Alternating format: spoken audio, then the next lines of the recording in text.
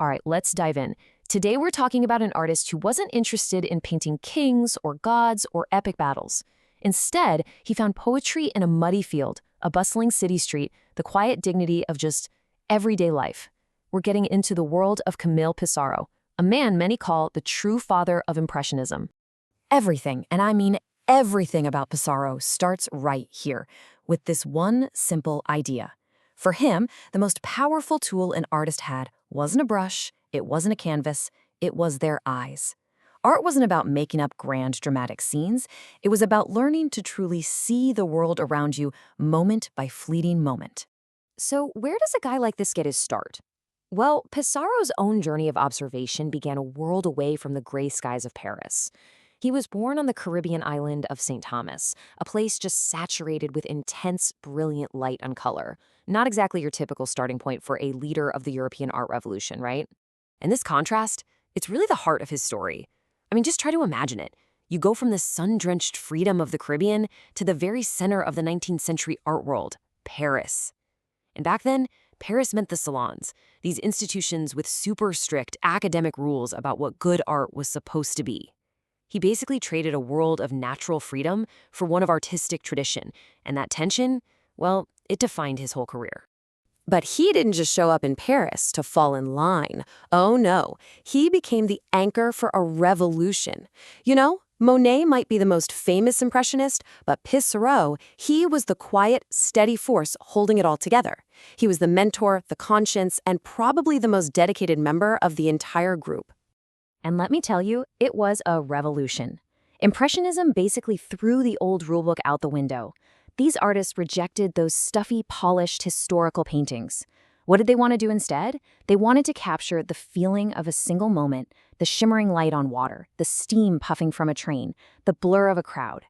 It was all about capturing a sensation, an impression, not just a perfect picture. And Pissarro's part in this was just absolutely crucial. He helped organize the very first Impressionist exhibition, which was a huge act of rebellion against the official salon. And his commitment, it was unbelievable. Get this, he was the only artist to show his work in all 8 of the Impressionist shows. When other people came and went, he stayed.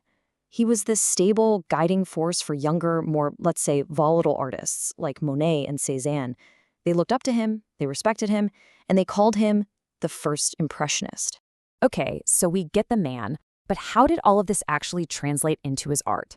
Well, if his life was all about steady dedication, his paintings were about finding this deep sense of harmony in the most simple, humble subjects you can imagine. First up, let's talk color.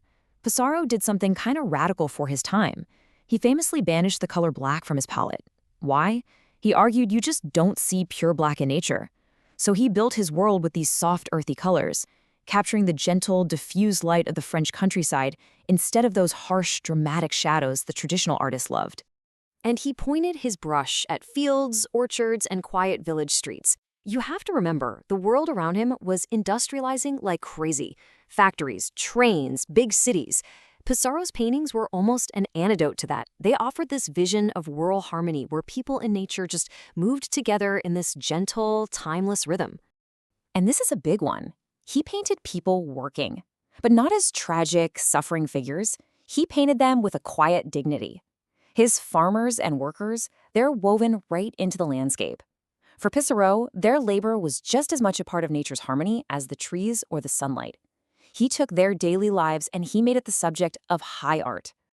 All right, theory is one thing, but to really get it, you've got to see it. So let's take a look at 3 of his masterpieces. Think of them as 3 windows opening directly into his world. Okay, so first up, we have the red roofs. Just look at that dense web of brushstrokes. You can almost feel the texture of the bare winter branches crisscrossing against the solid shapes of the houses. There's no single thing to look at, is there? Your eye just wanders around, seeing how nature and the village are woven together into one beautiful, harmonious whole. Now let's shift gears to the harvest. Here you see that celebration of rural life we were talking about, and it's all bathed in this warm golden light. It doesn't feel like a political statement. It just feels like this peaceful, timeless moment of a community working with the land.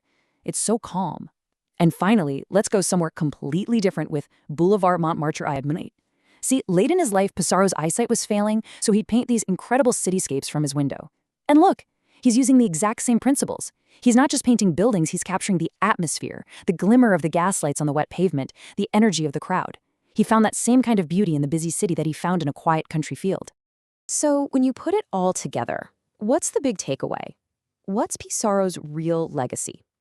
Well, it goes way beyond his technique or his spot in art history. His real gift to us is more like a philosophy. Ultimately, Pissarro wasn't just painting landscapes. He was teaching all of us the art of noticing. He showed the world that you don't need some epic, dramatic subject to make powerful art. The beauty, the harmony, the poetry, it's right there. It's in the corner of a village, in a person at work, in the way light hits a busy street at night. You just have to learn how to see it. And that kind of leaves us with a question, doesn't it?